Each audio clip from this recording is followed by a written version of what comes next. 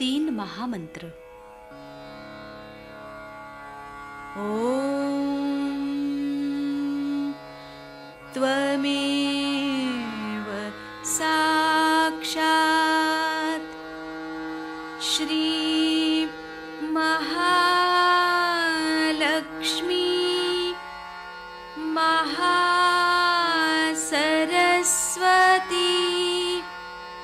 महाकाली त्रिगुणात्मिका कुंडलिनी साक्षात् श्री आदिशक्ति माताजी श्री निर्मला देव्यै नमो नमः। ॐ त्वमेव साक्षात् श्री कल्की साक्षात् श्री आदिशक्ति माताजी श्री निर्मला देव्यै नमो नमः। ॐ त्वमेव साक्षात् श्री कल्की साक्षात् श्री सहस्रार स्वामिनी मोक्षप्रदायिनी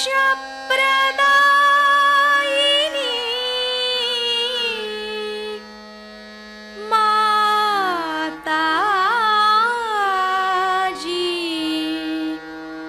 श्री निर्मला देव्यै नमो नमः। श्री गणेश मंत्र। ओम त्वमेव साक्षात् श्री गणेश साक्षात् श्री आदिशक्ति माताजी श्री निर्मला देव्यै नमो नमः।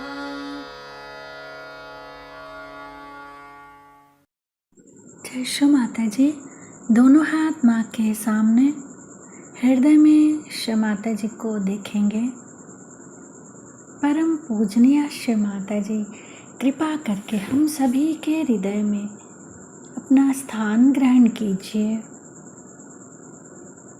बार बार श्री माता जी को हृदय में आवाहन करेंगे। श्री माता जी, कृपा करके हम सभी के हृदय में अपना स्थान ग्रहण कीजिए। श्री माता जी, हम सबको क्षमा कर दीजिए, हम सभी अज्ञानी हैं। संपूर्ण चित्त बीचों बीच हृदय में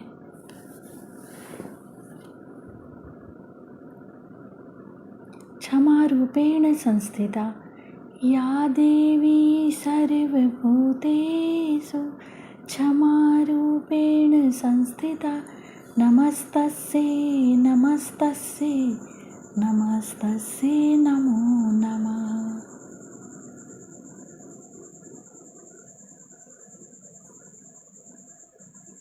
धीरे धीरे अपने संपूर्ण चित्त को दोनों हाथों पे अपने चित्त में श्री माता जी को हमेशा रखेंगे। धीरे धीरे अपने संपूर्ण चित्त को लेफ्ट विशुद्धि पे बाह्य विशुद्धि पे संपूर्ण चित्त। श्री माता जी, आपकी परम कृपा में मैं केवल एक शुद्ध आत्मा हूँ। श्री माता जी, आपकी परम कृपा में मैं केवल एक शुद्ध आत्मा हूँ, इसीलिए मैं दोषी नहीं हूँ। श्री माता जी, मैं बिल्कुल भी दोषी नहीं हूँ। श्री माता जी, मैं बिल्कुल भी दोषी नहीं हूँ। श्री माता जी, मैं बिल्कुल भी दोषी नहीं हूँ। संपूर्ण चित्त बाह्य विशुद्धि पे ही श्री विष्णु माया मंत्र ओम त्वमेव साक्षात् श्री विष्णु माया साक्षात् श्री आदि शक्ति माता जी श्री निर्मला देव्यै नमो नमः।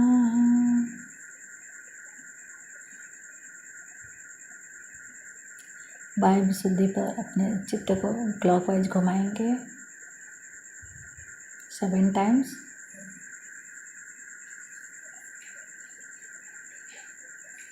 श्री माता जी, आप ही ने तो हमें आत्मा बनाया है, हमें सभी प्रकार के दोष भावनाओं से मुक्त कीजिए।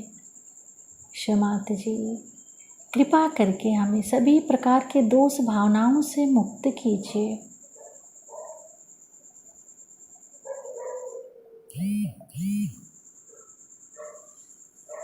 धीरे धीरे अपने संपूर्ण चित्त को लेफ्ट आज्ञा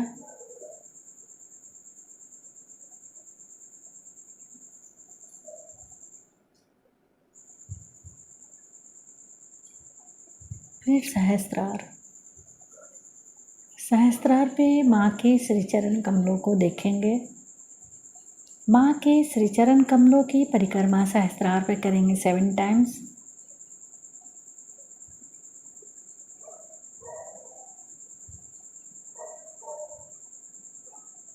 श्री माता जी, कृपा करके हमें निर्विचार कर दीजिए।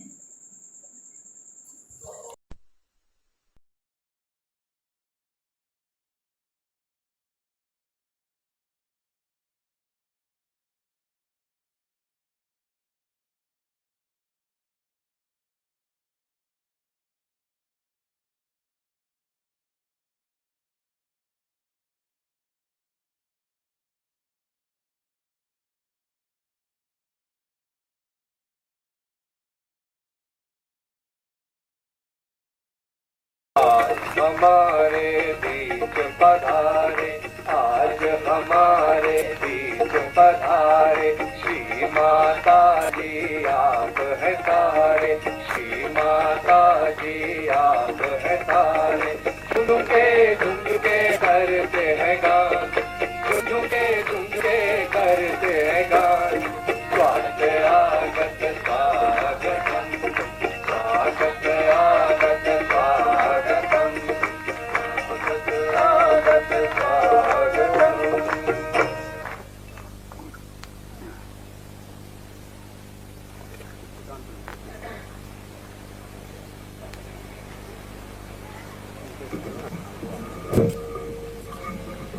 श्री माता जी, हम सब आपका इस शुभ पावन अवसर पर स्वागत करते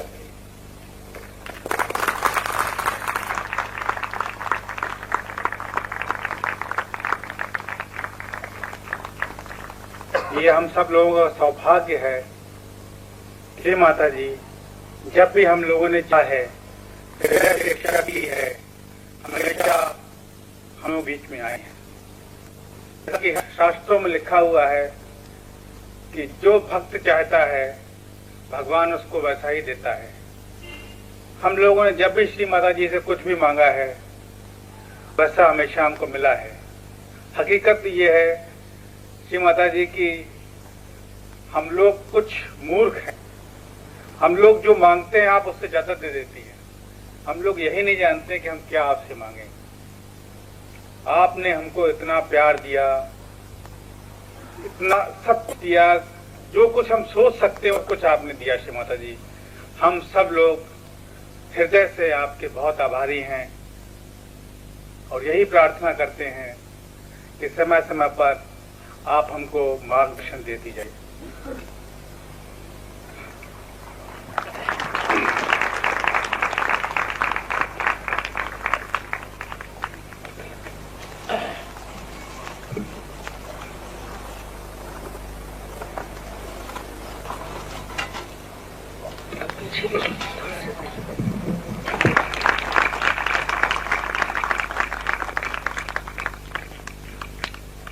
आप तो इतिहास का जानते हैं और पौराणिक बात भी जानते हैं कि होलिका को जलाने पे ही होली जलाई जाने लगी और इसमें किसानों के लिए भी उनका सब काम खत्म हुआ और ये सोच करके कि अब सब कुछ जो कुछ बोया था उसका फल मिल गया, उसको बेच बाच करके आराम से अब बैठे हैं तो थोड़ा सा उसका आनंद भोगना चाहिए। पर इससे भी पहली बात यह है कि होली की शुरुआत जो थी, हालांकि ये होली का दहन जब हुआ उसी मुहूर्त में बिठाई हुई बात है, ये काम श्री कृष्ण ने किया क्योंकि श्री राम जब संसार में आए तो श्री राम ने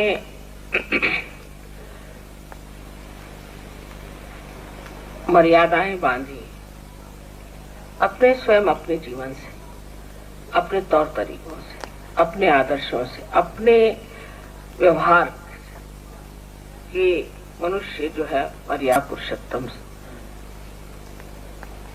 की ओर देखे।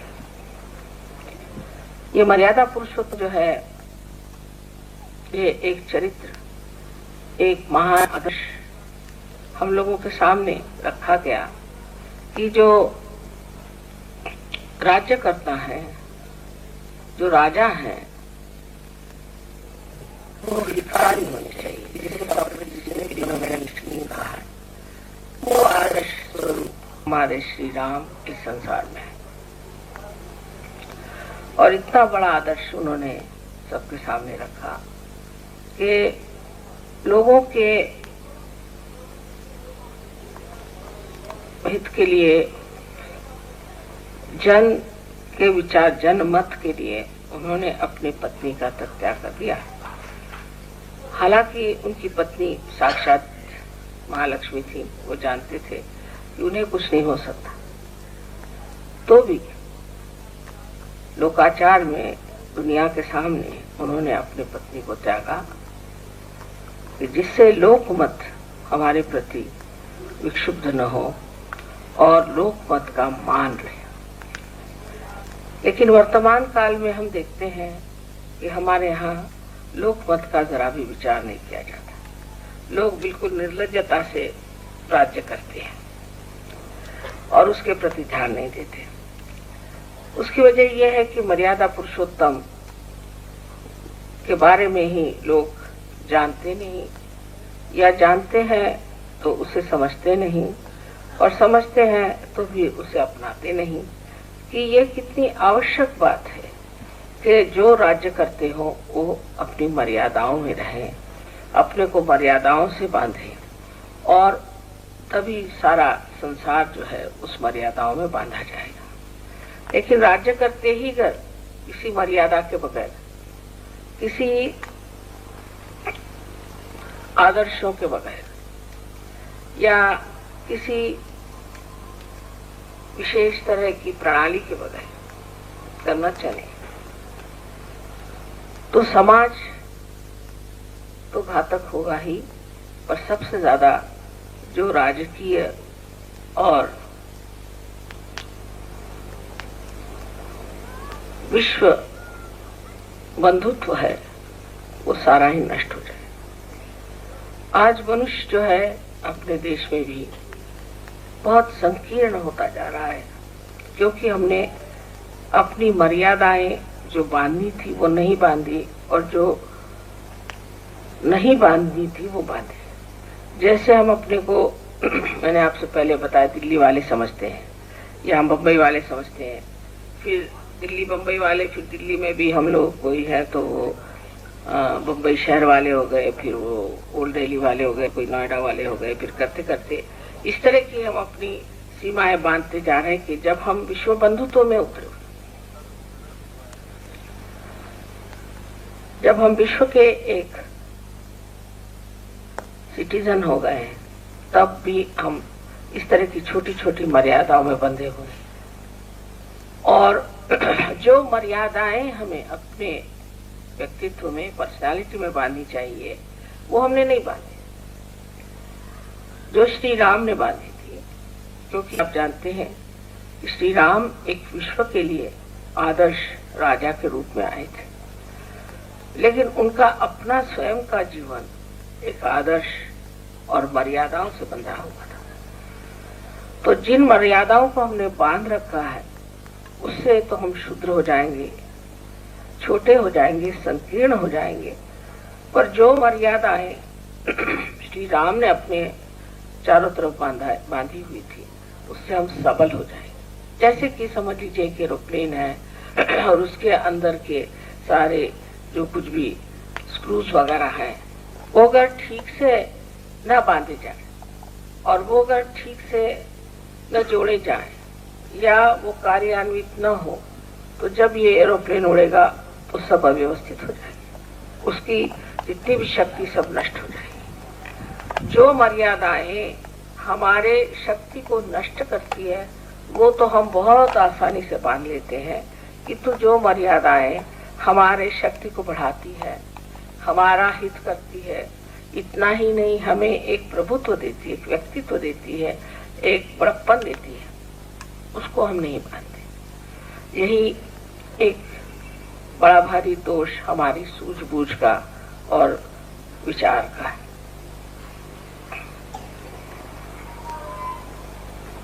लेकिन तो भी इन मर्यादाओं के बीच में बंधे हुए लोगों ने उल्टी तरफ से जब चलना शुरू कर लिया और मर्यादाओं का मतलब कर्मकांड में घुस जाना और एक दूसरे से अलग हट जाना, या जैसे रामचंद्र जी ने पत्नी का त्याग कर दिया, वैसे हम भी अपनी पत्नी का त्याग करेंगे। पत्नी ने भी उनका फिर बाद में त्याग कर दिया था, लेकिन अपने ढंग से, अपनी स्त्रीत्व की लाज रखते हुए उन्होंने अपने ढंग से रामचंद्र जी का भी त्याग कर दिया था। तो जब हम अपने को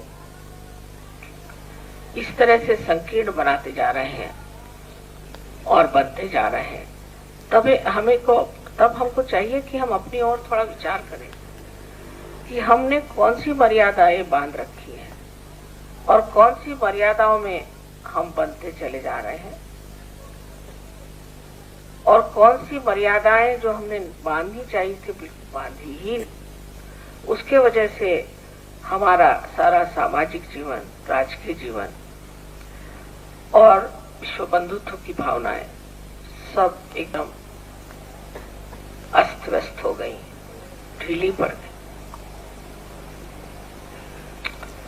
लेकिन जो मर्यादाएं श्री रामचंद्र जी बांधे थी, उससे इसी तरह की मर्यादाएं लोग जो बांधने लगे, जिसे मैंने आपसे बताया, और इसी तरह से कर्म कांडों में आदि में जब वो जाने लगे, और धर्म माने एक बड़ी भारी कोई न कोई ऐसी चीज की जिसमें आप हंस भी नहीं सकते, बोल भी नहीं सकते, आप उपास करिए, तपास करिए, इस तरह के जो उस वक्त के ब्राह्मणाचार थे और जो पंडितों ने इस तरह की गलत चीजें सिखा दी कि यही धर्म है। धर्म का मतलब है आप कर्मकांड करो, इसमें पैसा दो, उसमें पैसा दो, और गंभीरता से रहो, हंसो मत, बोलो मत, किसी से मिलो मत, एकांत में रहो। इस तरह की जो धारणाएं लोगों ने बना ली, उसको तोड़ने के लिए श्री कृष्ण ने जन्म लिया। वो श्री राम स्वयं साक्षात श्री कृष्ण थे, उन्होंने जन्म लिया और उन्होंने फिर कहा कि सारा कृष्ण बन के आए, तब उन्होंने लीलाएं रची और सारे संसार में लीला का प्रचार किया। दूसरी बात ये कि श्री राम ने जन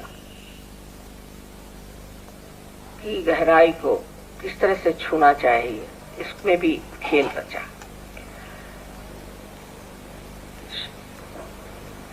श्री कृष्ण की जो लीला थी वो और तरह की थी, और श्री राम का जो जनता के और ध्यान था वो और था। क्योंकि आप जानते हैं विशुद्धि चक्र पे जन्म हो जाता है और नाभि चक्र पे आपने देखा है कि धारणा हो जाती है। विशुद्धि चक्र पे आप जन्म पे आ जाते हैं, माने कलेक्टिविटी पे आ जाते हैं, सामूहिकता पे आ जाते हैं। सो जब आप कलेक्टिविटी में आ गए तो कलेक्टिविटी में भी किस तरह से श्री कृष्ण ने लीला से ही लोगों को जागरूक करने का प्रयत्न किया। जब वो छोटे थे, 5 साल की उम्र के थे,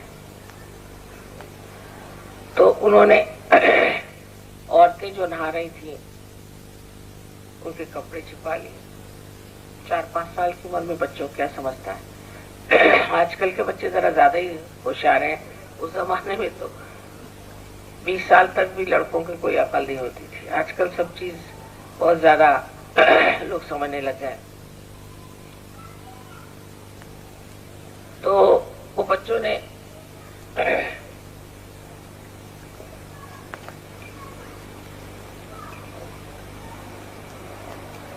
उस जमाने के बच्चों ने जैसा जीवन बिताया, उस दृष्टि से देखा जाए तो श्री कृष्ण तो बिल्कुल ही आजकल की एक समझ लीजिए 1 महीने के बच्चे के बराबर होंगे।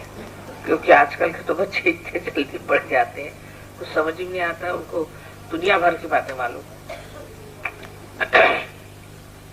तो इस तरह से एक बड़ी अबोधिता में उन्होंने औरतों के कपड़े छिपाए और ये लोग जमुना जी में नहाती थी। जमुना जी में सीता जी के पास महालक्ष्मी से ही उत्थान होता है। महालक्ष्मी तत्व से ही आप लोग अपने सहयोग में जो कुछ प्राप्त कर चुके हैं वो प्राप्त किया। तो उनकी पीठ पर ऊपर बैठ करके वो देखते थे किसी तरह से इनकी जागृति करें। दृष्टि इनकी पीठ पर रखते थे। उसके बाद जो औरतें घड़ा लेकर चलती थी उनके घड़े पीछे से तोड़ते थे कि वो जो जल जो कि जमुना जी का जल है, जो कि चेतित हो गया है, वाइब्रेट हो गया है, उसे फोड़ देने से वो जल इनके पीठ पर गिर जाए तो उससे इनकी भी जागृति हो जाएगी, इनका खेल देगी। उसके बाद रास, रा माने शक्ति और स माने सहित, जैसे सहज है। तो रास खेलते थे हाथ पकड़ के, तो सब लोग थक जाते थे। सीता जी श्री राधा जी कहती थी मैं तो थक गई। रा फिर वही शक्ति की धारणा करने वाली।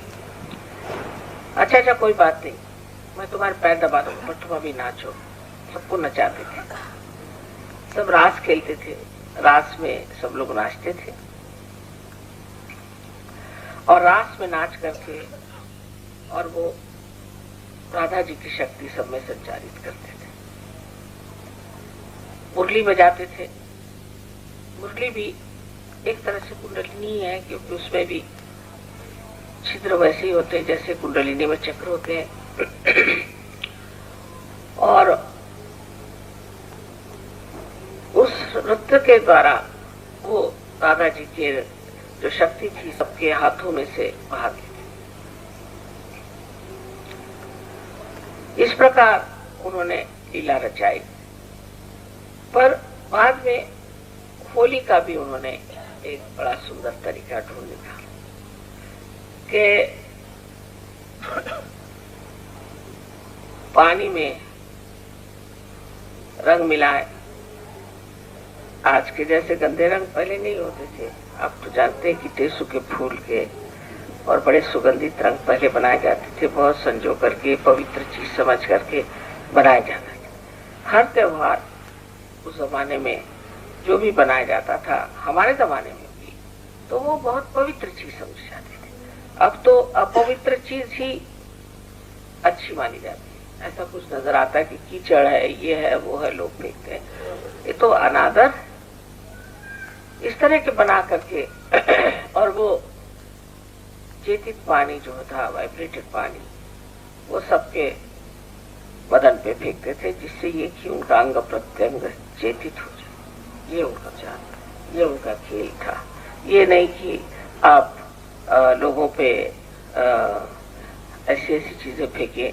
मैंने तो सुना कि एक साहब के प्राण चले गए, उन पे कुछ गुब्बारा मारा गया था। कितनी शर्म की बात है। जो चीज सुंदर से सुंदर भी किसी भी अवतरण में बनाई गई, उसका किस तरह से भी प्रयास करना चाहिए, उसको किस तरह से कबाड़ा करना चाहिए, उसको किस तरह से बिल्कुल ही निम्न स्तर की चीज बनानी चाहिए, ये सिर्फ इंसान से ही हो सकता है, जानवर भी नहीं कर सकते। इंसान को ये खास चीज है कि वो पता नहीं इनको कहा जाता है। रंग खेलते खेलते रंग खत्म हो गया तो उन्होंने कीचड़ उठा लिया, कीचड़ खत्म हो गया तो गोबर उठा लिया, गोबर खत्म हो गया तो उन्होंने तार उठा लिया, जो चढ़ गया। अरे किस चीज की होली हो रही है, उसका तत्व ही खत्म कर देना। और उसकी सारी जो सुंदरता है कि जिससे हमारे आपसी प्रेम को बढ़ावा मिले, जन जन के बीच चेतित जल फेंका जाए और उससे भी बढ़ के आपसी मेल हो जाए। जो कुछ भी हमारे अंदर दुष्ट भावनाएं एक दूसरे के प्रति, उसकी सब क्षमा हो जाए, सब आपस में एक तरह से बहुत ही ज्यादा स्वच्छंद होकर के, तन्मय होकर के एक साथ होने के, उसमें कोई पाप की भावना नहीं होनी चाहिए, कोई हृदय में खराबी नहीं होनी चाहिए। इस तरह से ये इतनी सुंदर चीज बनाई थी, लेकिन उसका जो विपर्यास अभी हम देखते हैं तो बड़ा आश्चर्य होता है। जैसे पूना में गणपति की जब आराधना होती है आजकल, तो वहाँ गंदे गंदे सिनेमा के गाने, इस तरह की चीजें होती हैं कि आप वैसे तो कभी सुनेंगे ही नहीं, पर अब गणपति के सामने खड़े हुए और वहाँ आपको सुनाई पड़ता है। और शराब पी करके उनके सामने छींकना। गुजरातियों में रास, आजकल रास का बहुत करते हैं नवरात्रि में, तो शराब पीकर सब लोग आते हैं, औरतें और आदमी सब शराब पीकर आते हैं और बढ़िया बढ़िया कपड़े पहनना, वो तो ठीक है, लेकिन वो सब इसलिए और क्या वहाँ शुरू हो जाता है। खास करके लंदन में एक बार उन्होंने मुझे कहा आप देवी हैं, आप आइए, मैं देखने गई, वहाँ जो देखा सारे शराबी लोग, बिल्कुल औरतें, लड़कियां, सरब शराबी करके, और इतनी इतनी अश्लील तरीके से आपस में वो लोग व्यवहार कर रहे थे कि मैंने कहा कि देवी तो यहाँ से उठाएंगे तो भूत ही नाच सकते हैं। उसके दूसरे दिन पेपर में आ गया कि इनके यहाँ जो रास होती है वो ऐसी होती है, उसमें ऐसा होता है, वैसा होता है। यानी जहाँ की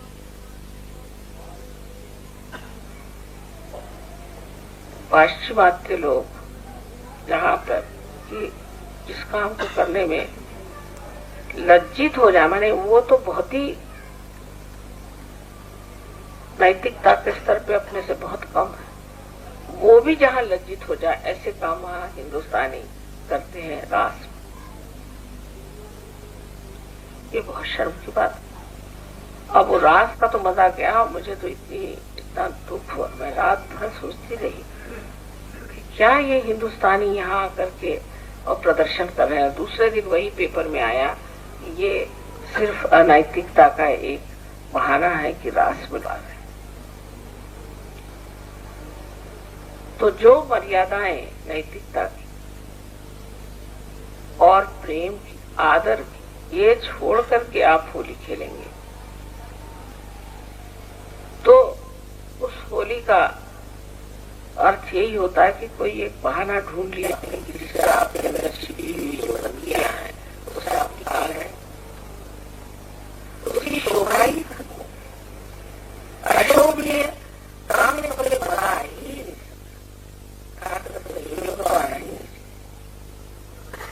सब कुछ शोभनीय होनी चाहिए। ये नहीं कि धमाधम बजा रहे हैं और जो है इसके ऊपर गिरा जा रहा है, उधर गिरा जा रहा है। इसमें तालबद्धता है, स्वरबद्धता, शुद्ध चित्त हो, इसलिए रास। क्योंकि नृत्य करते वक्त मनुष्य का ध्यान नृत्य के लय पे और सुर पे होता है और इसलिए उसका चित्त शुद्ध हो जाता है। पर उस वक्त मैंने तो देखा उनका ध्यान कहीं और ही था। तो ये होली का त्योहार जो श्री कृष्ण ने लीलाधर ने बनाया, उसकी विशेषता ही ये थी कि वर्ष इसे एक लीला एक लीला है। और संयोग में भी आपने देखा होगा कि आप लोग आती है लीला में होते हैं, संगीत और हर चीज में आप तन्मय हो जाते हैं और आनंद उत्सव को उठाते हैं। आप लोग प्रेम से और बहुत शुद्ध भाव है, संयोग में लोगों में बहुत शुद्ध भाव है और बहुत नैतिकता से आप सारा कार्य सुंदरता से करते हैं, इसमें कोई शक नहीं। लेकिन लीलामय होना ही तो विशुद्धि पे रुक जाना हो। विशुद्धि पे लीलामय है, फिर उससे आगे आज्ञा पे चलना है। तो जो आज्ञा का चक्र है ये तप है, ये तप है। तब आपको होलिका का जलना सोचना चाहिए कि हाँ, कि प्रहलाद के तप के कारण होलिका जल गई।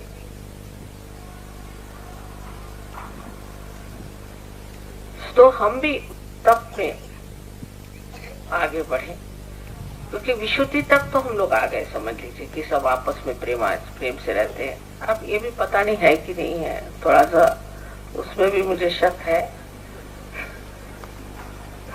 मैं कहना नहीं चाहती क्योंकि आप लोग सोचने लग जाएंगे कि हमने ये गलत काम किया, वो किया, तो और भी लेफ्ट शुद्धि पकड़ जाएगी आप लोग।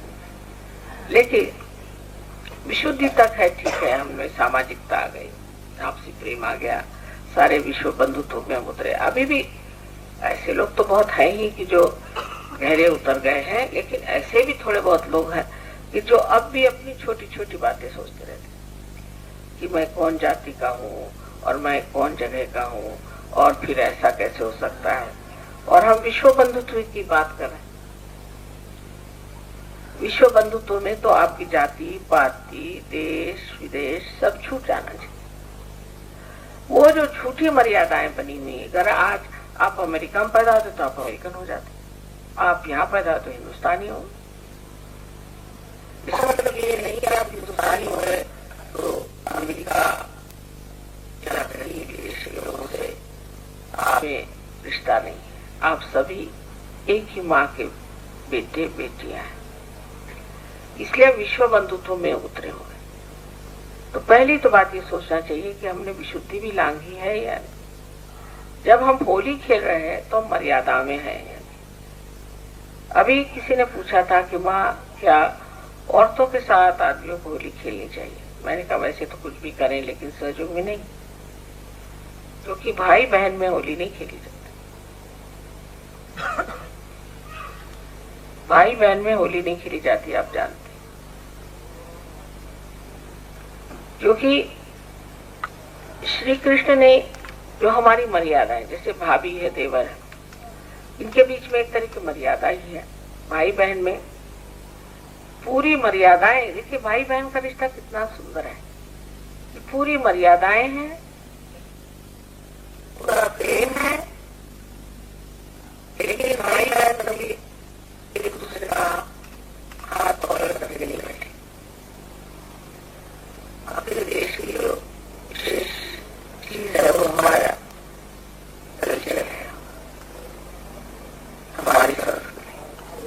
इधर एक भाई साहब है और बहन है, तो दोनों एक साथ कभी नहीं बैठे, अलग अलग बैठे, लेकिन प्रेम भाई बहन में बहुत ज्यादा होता है। अपने आप वैसे लड़ाई करेंगे आप भाई बहन, बहन को कोई कहे तो मारने को खूने खराबी कर। तो इस प्रेम की जो एक विलक्षण प्रकृति है, एक विशेष प्रकृति है भाई बहन, और वो नैसर्गिक है, निसर्ग से मिली है, कुदरती है। तो भाई और बहन आपसी प्रेम बहुत नितांत श्रद्धा है। लड़ाई भी करेंगे, झगड़ा भी करेंगे, तू मैं भी हुआ है, बचपन में तो तपाई भी आती है, कोई बात नहीं, पर अंदर से बहुत ज्यादा प्रेम और अत्यंत शुद्ध प्रेम है। और इस शुद्ध प्रेम को कोई नहीं सकते कि कहीं हमारी बहन का हमारे हाथ अवमान न हो।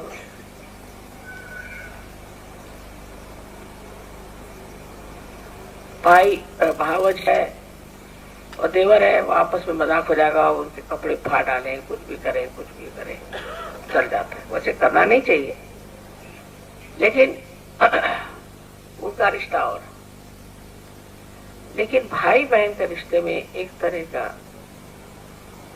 बड़ा ही सुंदर सा गोपनीय मर्यादित बंधा हुआ प्यार है, और उसका संगोपन में नैतिकता की अतिशयता है।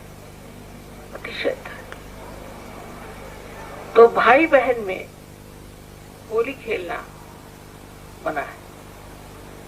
कोई सोचता भी नहीं ऐसा क्यों है। अब उसके बाद इस लीलामय जीवन से हमें ऊपर जाकर है। आज ठीक है, कल ठीक है, होली खेल लीजिए, गाना गा लीजिए, नाच भी लीजिए, आज भी नाचिए, कोई नहीं, लेकिन उसके बाद हमें आज्ञा पर उतरना जरूरी है। क्योंकि इस तरह के व्यवहार से जो आनंद मिलता है, आपस में जो शुद्धता मिलती है, अच्छाई मिलती है, भाईचारा होता है, विश्व बंधुत्व आते हैं, उससे हम फैल से जाते हैं। गहराई को छूने के लिए जरूरी है कि तपस्या चाहिए। फैल हम जाते हैं बहुत, सहयोग बहुत जल्दी फैलता है। अभी आप प्रोग्राम में देखिएगा, मुझे तो यही डर लग रहा है कि उस हॉल में पूरे पड़ेंगे कि नहीं, कि क्या होने वाला है। फैलेगा बहुत जल्दी, लेकिन गहरे के उतरे हैं। सो गहराई के लिए तपस्या की जरूरत। तप का मतलब ये नहीं कहते कि बैठ के उपास करो, जरूरी नहीं, पर अपना चित्त अगर खाने पर है तो उसे हटाना है। मेरा चित्त कहाँ है, तो देखना ही सहयोग की तपस्या है। क्योंकि चित्त से ही आप आगे अपनी खराब करते हैं। कहाँ है मेरा चित्त, मैं क्या सोच रहा हूँ, इस वक्त मैं क्या कर रहा हूँ, क्या सोच रहा हूँ, ये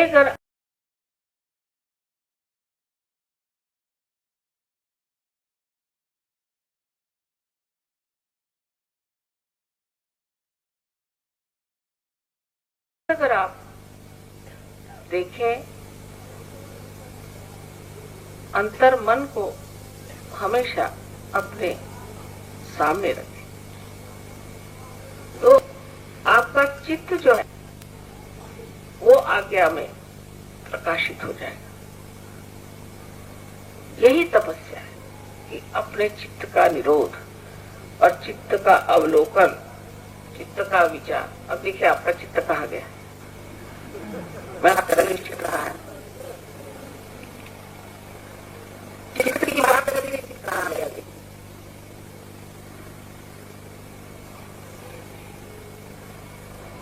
इतना विचलित चित्त है, मैं बात कर रही हूँ, आपका चित्त कहाँ है।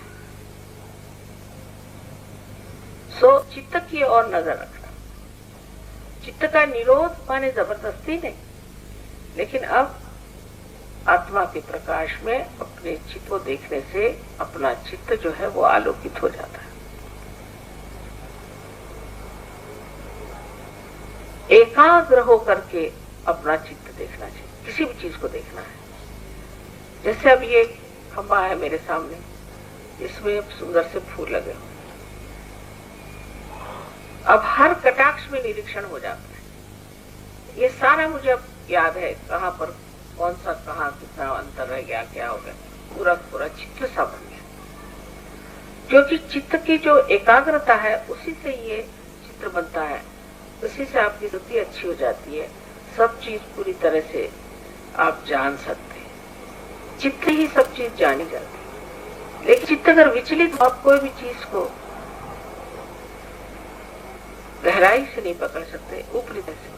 हम देखते हैं कि 20-20 साल के लोगों को भी कुछ पूछे, खासकर विलायत में किसी से पूछे कि तुम्हारा नाम क्या, तो पहले वो हूँ, फिर हाँ, फिर ही। अब भाई हमने पूछा तुम्हारा नाम क्या है, आपने क्या पूछा, मेरा नाम क्या है, मैंने कहा जी हाँ मैंने पूछा आपका नाम क्या, हाँ, फिर सोचा मेरा नाम क्या है, फिर क्या कहा आपने, मेरा नाम क्या है, 5 मिनट तो यही नहीं समझ आ रहा मैं क्या कह रहा। भाई तुम क्या ड्रग लेके आई थी क्या, नहीं मैं लेता था, मैंने कहा तुम्हारा जो ब्रेन है उसका तो बिल्कुल मलिदा बन गया, तुमको मैं 5 मिनट पूछ रहे हूँ कि तुम्हारा नाम क्या है, तो तुम हाँ हाँ ही कर रहे। क्योंकि असल में ड्रग से नहीं हुआ इतना, जितना चित्त से हुआ। चित्त इतना विचलित हो जाने से, चित्त हर समय घूमते रहेगा तो कोई चीज जाती रहे। अब देखिए आप, मैं तो हर जगह देखती हूँ, एयरपोर्ट में बात इनसे कर रहे हैं, देख रहे उधर देख रहे उधर देख रहे उधर देख रहे, यार कुछ भी नहीं रहा।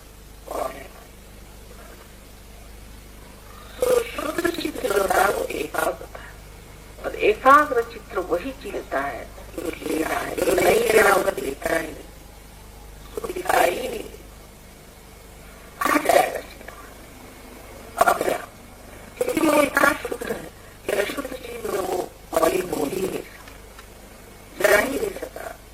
तो ये अब आप ही के आते हैं कि आप अपने अंदर इसको देखें कि हमारा चित्त कहाँ जा रहा है। यही तप, सहयोग का तप सिर्फ ये है कि मेरा चित्त कहाँ जा रहा है, मेरा मन कहाँ जा रहा है। ये तप आपने कर लिया तो आ गया तो आप आ गए, और संसार में तो कृष्ण नहीं, क्योंकि हम बैठे तो आप आगे को नहीं लाए, तो फिर संसार में बड़ा मुश्किल जाता है। आज्ञा का चक्र बहुत ही ज्यादा संकीर्ण है, उसमें से कीच निकालना मैंने, मुझे डर लगता कहीं हाथ पांव न टूट जाए आप लोग। तो आज्ञा के लिए जरूरी है कि तप करें, और जैसे ही आप तप करना शुरू करते हैं आप अपनी गहराई को छू लें। नहीं तो फिर सहयोग में एक साहब बता रहे थे कि सहयोगी नहीं है, उनको कैंसर हो गया। मैंने कहा भाई कैसे सहयोगी हो, वो आएंगे प्रोग्राम में, लेकिन चित्त उनका इधर उधर उधर होगा, शायद अपने लड़के के लिए लड़की ढूंढोगे या कुछ और ढूंढ रहे हो, ऐसे कैसे उनको हो गया, कैंसर हो ही नहीं सकता, हो गया। इसकी वजह ही है, बैठे थे प्रोग्राम में, आए थे तो भी कुछ न कुछ सोचते रहे, अरे मेरे साथ ये हुआ, मेरे साथ वो हुआ, ऐसा हुआ वैसा हुआ। और माता जी से मैं कब बताऊं मेरी विपदा क्या हुई, माता जी आप देवी हैं, मेरी ये विपदा। बजाय इसके कि जो कहे जा रहे हैं उसे समझे, अपनी ही अंदरूनी बात को ही सोच सोच करके आप चलिए उस बारे में, और उस बारे में आप बीमारी वो बीमारी।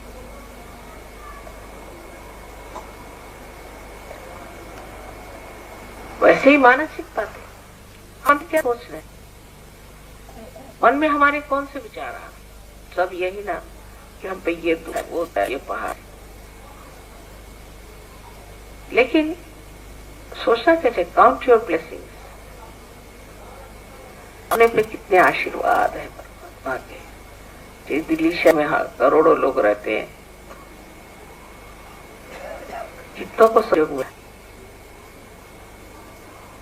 हम कोई विशेष व्यक्ति हैं, ऐसे वैसे नहीं कि अपने चित्त को बेकार करें, हमें सहयोग मिला है, इसकी धारणा होनी चाहिए अंदर से, और उस अंतर मन में उतरना चाहिए।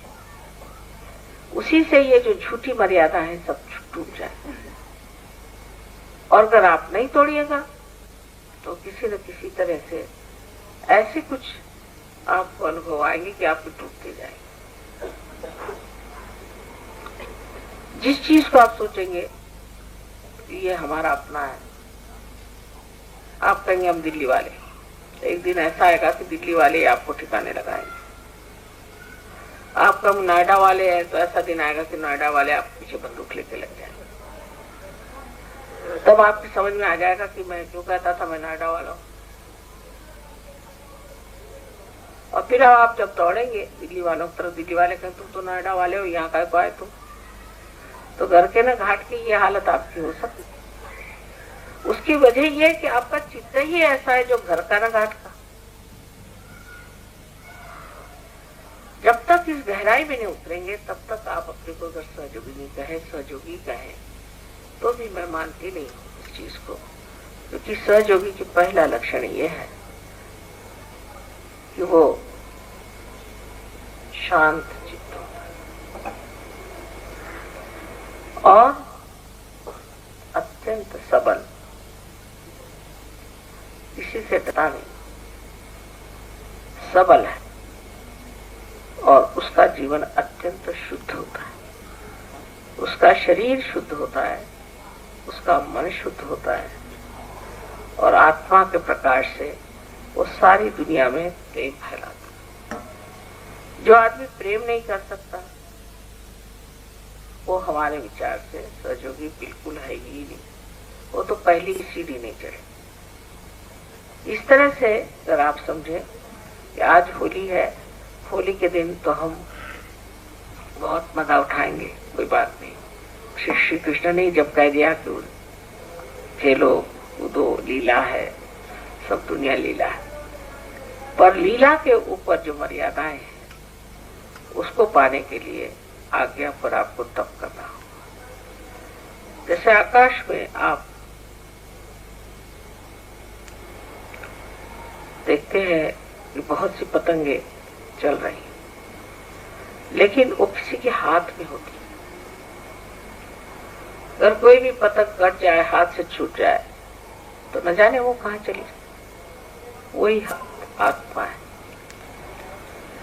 तो अपने चित्त को अपनी आत्मा के ओर रख, अपने को शुद्ध करते जाना ही सहयोग में तप स्वरूप है। इसके लिए आपने आज हवन किया, ये भी तप है, क्योंकि अग्नि जो है वो सब चीज को भस्म कर देगी। उसी तरह से आपके तप से आपके अंदर जो भी इस तरह के दुर्विचार है या गलत इस तरह की मर्यादाएं हैं वो सब टूट जाएंगी।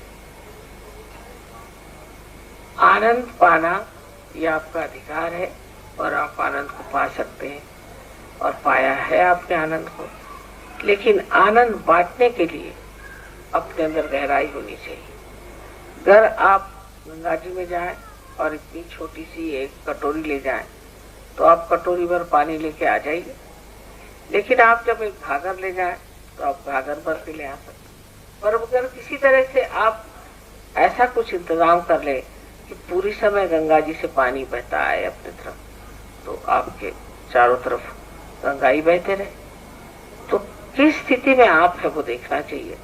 क्या आप कड़ी भरी पानी सहयोग से ले रहे हैं, क्या अपने ही सीमित आनंद में है या सबके आनंद के लिए है, और अगर आप स्वयं ही इसका स्रोत है, तब आपके समझ में आ जाएगा कि होली मनाने के लिए भी गहराई चाहिए और इस आनंद को भी हमेशा लेने के लिए भी गहराई चाहिए।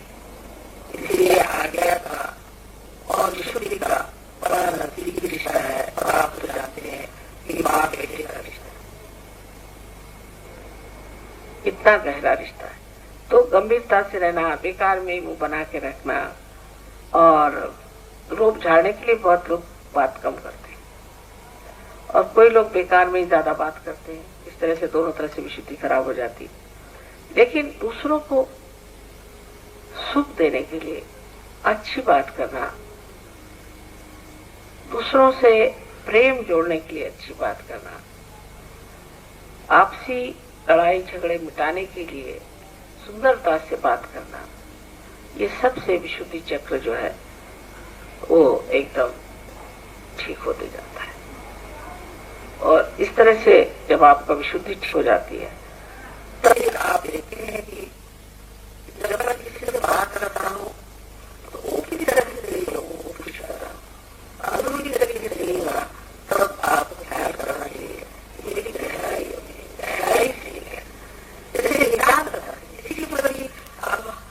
कहते हम कि हाँ भाई कल हम आपके लिए ये चीज ले आएंगे। और छोटी तबीयत के आदमी, या कहना चाहिए कि बहुत ही उथले स्वभाव के आदमी है, वो बस उथले मन से लाएंगे कुछ चीज देकर, उसका कोई असर नहीं होना। पर एक छोटा सा फूल भी अगर कोई पूरे हृदय से दे, उसका बहुत असर सहयोग में हो सकता है। तो जिसे कहते हैं कि पूरे हृदय से कोई कार्य कर, किसी की दोस्ती है ऊपरी ऊपरी नहीं रखो, अंदरूनी रखो। वही चीज है कि जो कुछ भी विशुद्धि है, जब तक उसमें आज्ञा की गहराई नहीं होगी तब तक आपकी विशुद्धि जो है बहुत ही उथली रह जाएगी। आज्ञा की गहराई होना बहुत जरूरी है। आज्ञा की गहराई मानी ये कि कोई भी विचार करके आपने चीज नहीं करी, उसको कैलकुलेट करके नहीं करते कि मैं आज इनको 1 रुपया दूं तो मुझे मिल जाएगा। माता जी के पास अगर मैं 5 रुपए देता तो मेरे को 100 रुपए मिल जाएगा, या ऐसा करने से ये हो जाए। नहीं, अंदर से मुझे लग रहा है कि करना ही चाहिए, सहयोग में मुझे करना ही चाहिए, मुझे देना ही चाहिए। मैंने कुछ नहीं दिया अभी तक, दिखाने के लिए नहीं, यहाँ पेपर में छप जाए हाँ सहयोग में इन्होंने 502 रुपए दिए, क्या कुछ इस तरह से नहीं। आपने जो भी किया हृदय से कि ये चीज क्यों नहीं मैं कर सकता, मुझे करना चाहिए, उसके बगैर चैन ही नहीं आनी चाहिए। मैंने कुछ नहीं किया। जब ये स्थिति आप में आ जाएगी तब आप समझ लीजिए कि आपकी गहराई जो है वो विशुद्धि पे काम कर रही है, और गहराई से आप विशुद्धि को प्राप्त करेंगे तभी आपका जनहित, जन संबंध और विश्व बंधुत्व है उसमें कोई ठोस पर आ जाए। नहीं तो ऐसे ही ठीक है जैसे कि राम राम, सलाम, नमस्कार, इतनी बात रह जाए। आज के इस होली के दिन हमें वो चीजें ना देनी चाहिए जिससे हमारा चित्त खराब जाता है, जिससे हमारा आज्ञा खराब हो जाता है। तो दोनों ही चीज है कि चित्त भी साफ हो जाए और आनंद और बोध में हम लोग होली मनाए। जिस दिन इसका पूर्ण कॉम्बिनेशन बन जाएगा, इसमें एक रुता आ जाएगी दोनों चक्रों में, फिर सस्ता कृष्ण लिखा। और ये दो चक्र जो है गड़बड़ करते हैं और विशुद्धि से ही निकल करके आप जानते हैं कि दोनों नाड़ियां ऊपर जा करके और आगे और क्रॉस करती है।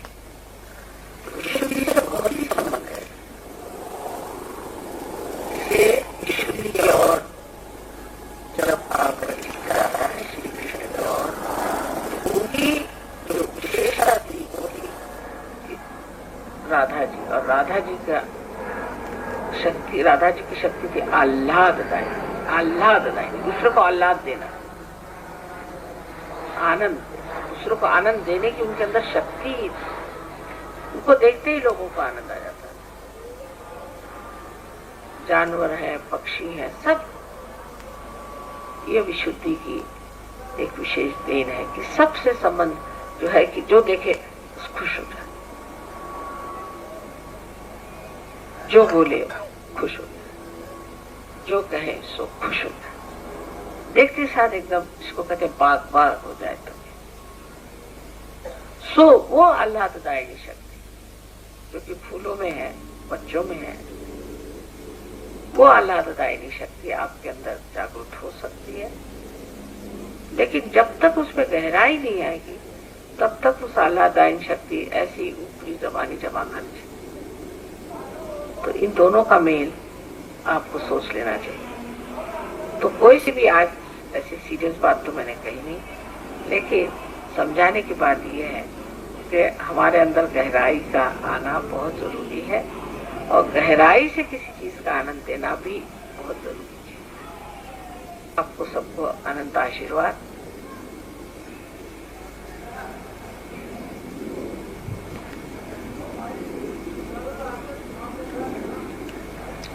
I'm sorry I had to speak in this language, and there are some Sajogis from abroad. I wish I could read the whole lecture in English language, but only thing I have told them that this is the Sri Krishna's Leela that he started after Sri Rama's Maryadas that he had shown, and a very serious type of a religious life, and people started making it into a Catholic sort of a nonsense. So Sri Krishna came on this earth, showing himself the same personality in different qualities, and he preached about the Leela, the play. Now at Vishuddhi, as you know, we are collective and we have connections with others. So he said all this is a Leela, and in a very playful, mirthful way you should deal with others and get friendly with others and create relationships. So this is the Vishuddhi. But the other point I tried to say that the relationship with others, anything, if it does not have depth, if it is superficial, if it is for ego or for some conditioning or some calculations of the mind, it is at a mental level if you are friendly with anyone, or for emotional level if you are friendly with anyone, without any depth in yourself, it can be very temporary and will have no effect whatsoever. So you have to have the depth, and to get to the depth you must look after your Agya Chakra. And the Agya Chakra is nothing but your attention. If your attention is all the time roving about, paying attention to 1001 things, then you cannot develop that concentrated penetration of your attention into things. And whatever you do is very superficial. It's not joy-giving. So the combination should be that you should look after your Shuddhi of today. For example, you can have a very playful, mirthful time together, enjoy with each other. But you have to know that it has to come from your heart or from your spirit. So how to touch that? That depth can only be possible if your attention is on the spirit and not on frivolous things. Because of that, you will become thoughtlessly aware when you will be enjoying. And that whatever you do will be very genuine. It will not have an artificiality. That is why the second part is after Leela, what we call is the Jana part, where you deal with collectivity. The higher chakra is Agya, where Tapa means penance.